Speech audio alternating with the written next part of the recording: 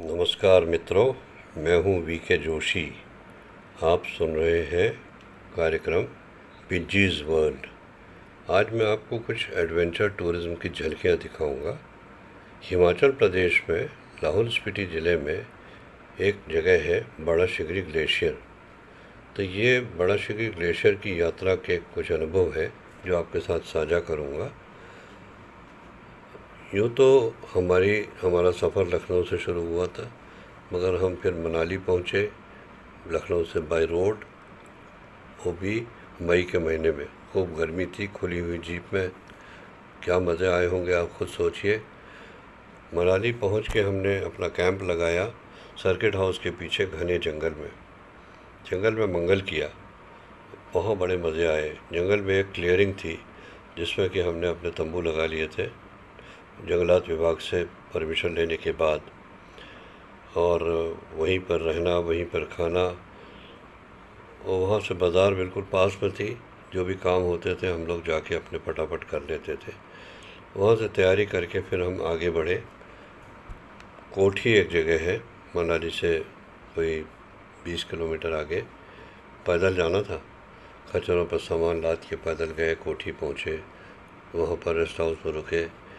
कोठी के बाद हमारा अगला पड़ाव था मढ़ी, जो कि रोहतांग के रास्ते में आधे रास्ते में पड़ता है। राला से जो चढ़ाई शुरू हुई तो इतनी सख्त चढ़ाई थी कि नीचे देखो तो अपनी नाक दिखाई देती थी और पीछे देखो तो चक्कर आने लगता था। किसी तरह से उस घास के मैदान तो नहीं कहूँगा, घास वाली चढ़ाई पर हम चढ़ रहे थे। चट्टानें भी बीच बीच में निकली हुई थी, कभी कभी हाथों का सहारा भी लेना पड़ रहा था। गिरते पड़ते किसी तरह हम पहुँचे मढ़ी में भी एक रेस्ट हाउस था, वहाँ हमारा इंतज़ाम हो गया रहने का। वहाँ पर रहे। बहुत ठंड थी। शाम जैसे ही हुई हमारे ठंड के दांत किटकिटाने लगे। हम लोग कमरों के अंदर बंद हो गए। खाना वाना सब कमरे में ही खाया। उसके बाद सवेरे जब बाहर आए तैयार होके, तो हमारी नाकों के नोक जो है ना सब नीली पड़ गई थी। उंगलियों के जो पोर होती हैं वो भी नीली हो गई थी। खैर, ठंड हमने झेल ली, युवा थे ना। मढ़ी से फिर जो चढ़ाई शुरू हुई तो एक कदम चलो 2 कदम फिसलो वाली बात थी, क्योंकि आगे बर्फ़ ही बर्फ़ थी और बर्फ़ में चढ़ना, वो भी पिघलती हुई बर्फ़ में चढ़ना बहुत कठिन होता है। और गिरते पड़ते पता नहीं कैसे हम सुबह 8 बजे के चले, 1 बजे जाके हम पहुँचे रोहतांग। चारों तरफ बर्फ़ ही बर्फ़, एकदम सफ़ेद। कुछ नज़र ही नहीं आ रहा था, ये नहीं समझ में आ रहा था जाना कहाँ है। वो तो अच्छा हुआ कि खच्चरों के पैरों के निशान को फॉलो करते हुए हम रोहतांग के दूसरे छोर पर पहुंच गए। वहाँ नीचे चंद्रा नदी बल खाती, लहराती ऐसे जा रही थी जैसे किसी ने चांदी की लकीर खींच दी हो। और जब हम नीचे पहुँचे इस नदी के किनारे, तो उसकी गड़गड़ाहट के मारे, उसका रौद्र रूप देख के डर लग गया। ऐसी गड़गड़ाहट थी कि हम आपस में बात भी नहीं कर पा रहे थे। रात तो कहीं गुजारनी थी, तो थोड़ा डाउन स्ट्रीम पर एक जगह थी खोखसर, वहाँ के डाक बंगले में रात गुजारी। क्या डाक बंगला था साहब, फर्नीचर वहाँ था ही नहीं। ज़्यादा हम लोगों ने ज़मीन पर अपने स्लीपिंग बैग बिछाए और सो गए। आधी रात के बाद सबको इंजेक्शन लगने लगे। पता चला इतने खटमल हैं कि काट काट के बुरा हाल किया। रात भर उनसे युद्ध होता रहा। अंत में सुबह 4 बजे पेट्रोमैक्स जलाया। उसके बाद एक एक खटमल को पकड़ पकड़ के मारा, तब हम विजयी हुए। फिर तैयार हुए, जल्दी तैयार हो गए क्योंकि 4 ही बजे उठ गए थे। बहुत ठंड थी, लेकिन उस ठंड में भी हिम्मत करके चले, क्योंकि हमारा मार्च काफ़ी लंबा था। और हम एक जगह पहुँचे डोरनी में पहले से हमारा कैंप लगा हुआ था, और हमारे पंछी राम जो टेक्निकल बेरर थे वो चाय और पकौड़ी लेकर के तैयार बैठे थे। बड़ा आनंद आया। खूब गरम गरम चाय पी और गर्मा गर्म पकौड़ियाँ खाई। फिर हम, ठंड तो डोरनी में भी थी, लेकिन मढ़ी जैसी ठंड नहीं थी, क्योंकि मढ़ी पर बर्फ़ बहुत थी, डोरनी में बर्फ़ नहीं थी। उसके बाद नेक्स्ट डे चले डोरनी से छतरू। कोई ख़ास बात नहीं थी, साधारण रास्ता था, ऊबड़ खाबड़ था, लेकिन रोड थी। लेकिन रोड उस समय तो बर्फ़ की वजह से सब ख़राब थी। छतरू में भी रेस्ट हाउस था। फिर छतरू से जब अगले दिन चले तो मार्च हमारा लंबा था छोटा दारा के लिए। और रास्ते में जगह जगह आइस फॉल थे। ये आइस फॉल क्या होता था कि एक पहाड़ से एक आइस फॉल आया, उधर दूसरे वाले पहाड़ से भी आया, नदी के अक्रॉस ब्रिज बना देते थे। इनको पार करने में बड़ा सा जोखिम का काम, मुश्किल से पैर रखने भर को जगह होती थी और आइस एक्स गड़ाते हुए एक दूसरे को रस्सियों से बांध के हम पार करते थे। एक आइस फॉल पार होता था, थोड़ी दूर पर दूसरा आ जाता था। करते कराते किसी तरह से हम शाम हो गई जब हम पहुँचे छोटा दारा। छोटा दारा में हमने 2 दिन गुजारे।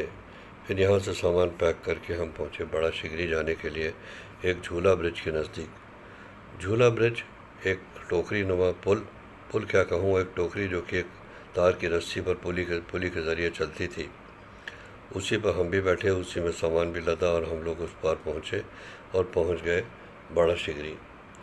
बड़ा शिगरी कहने को तो बड़ा भारी नाम है, लेकिन वहाँ कुछ नहीं, बड़े बड़े बोल्डर, ऐसे बोल्डर जैसे पहाड़ हो, इन्हीं के बीच से कूदते फांदते अपना रास्ता निकालते हम आगे गए। क्योंकि हमारे पास गाइड थे तो उनको मालूम था जाना कहाँ है।